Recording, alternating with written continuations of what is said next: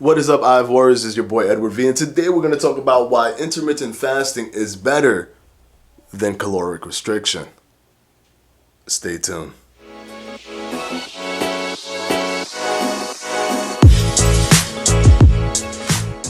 I mean, I see it so much in the comment section. So many times people just come in the comment section and state, hey, why don't you just eat less?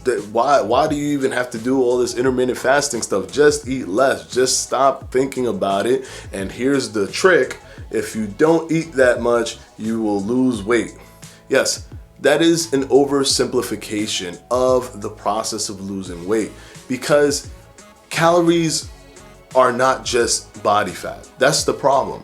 What we can control are the calories in. What we cannot control are the calories out, unless we do certain things with our bodies, certain hormonal things that can actually trigger specific calories to be released. For example, if you walk, body fat does get tapped into. However, if you run, it would more than likely use glycogen calories for a quick energy source as to protect the body fat. So you have to create a system where you tackle the body fat more effectively. Even though you're running and you're not tackling body fat initially, it will then eventually switch over and go to body fat. And then in the end, if you were to run and walk for about the same amount of time, running will still burn more body fat than walking, even though walking was tapping into the body fat more than running. Why are those two things different? Even though it's 1 hour, the same time frame, you're doing activity for the same amount of time. This is calorie number based. Because the number of caloric expenditure is so overwhelming when you're running, you still overcome the amount of body fat that's burned when you're walking, even though it's a higher percentage of the calories being used. I hope I didn't lose you guys. So those are two examples of how calories are utilized differently in our bodies to come out when you're doing exercise. The beauty of intermittent fasting is that it creates the infrastructure, it creates the system that will allow you to tap into the body fat directly instead of tapping into everything else. Of course, water weight gets washed out, glycogen has to come out, because glycogen is designed to be tapped into as quickly as possible. It's the most expendable amount of calories that you have in your body, which is why it goes in and out so quickly. But there's a thing called insulin resistance. It's what goes up in your body when you're eating. Why? Because it's trying to protect your body fat.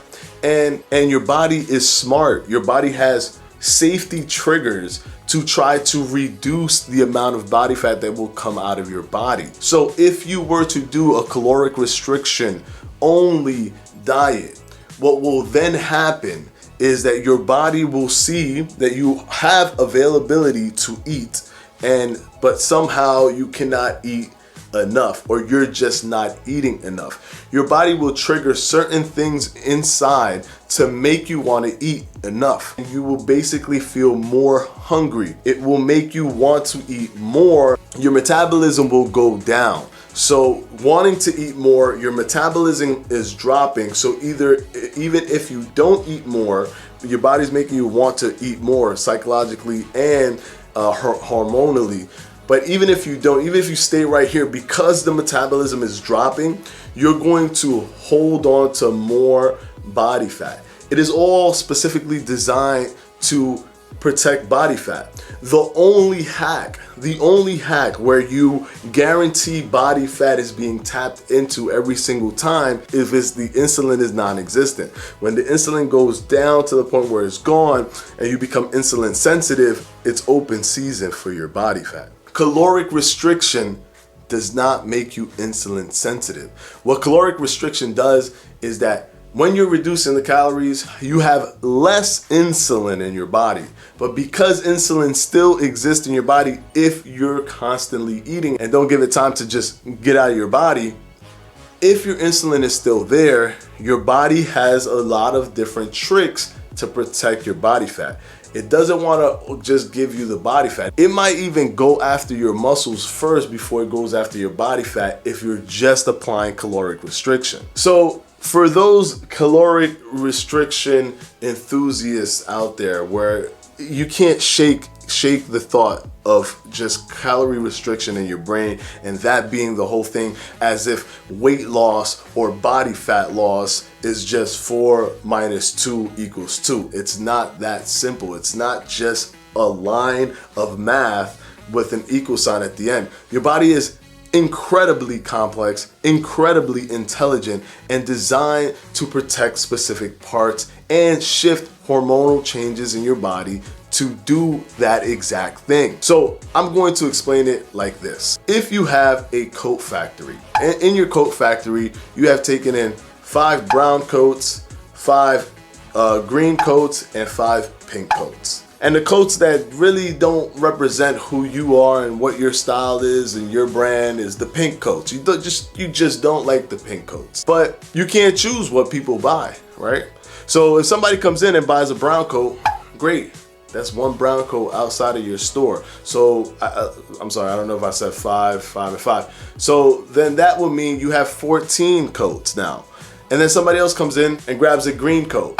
Now you only have 13 coats. Someone else comes in and grabs another green coat, you only have 12. Somebody else comes in and grabs a brown coat, you only have 11. Somebody else comes in and grabs a green coat, you only have 10. And then somebody else comes in and grabs a pink coat, and now you only have 9. You're still left with 4 pink coats. And that's the one that you wanted to get rid of.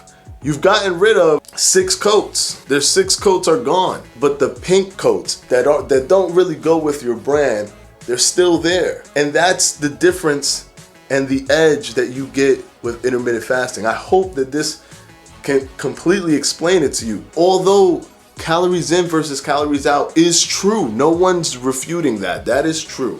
That is true. Calories in versus calories out. 4 minus 2 will give you 2. We get that. We get that. What we're trying to explain to those who are very enthusiastic about the whole caloric restriction being untouchable is that intermittent fasting lowers your insulin. Intermittent fasting increases your human growth hormone. The increase of the human growth hormone thus protects your muscle tissue. The increase in your fight or flight also inadvertently controls protection of the muscles, as this is all intertwined for you to kill or go out and seek food, which is all based off of our ancestors. The insulin reducing allows for body fat to be used as the body intended it to be used. When your insulin drops, that's when your body fat can quickly and very easily tap into your body fat. As a matter of fact, you can't even tap into your body fat if your insulin isn't down.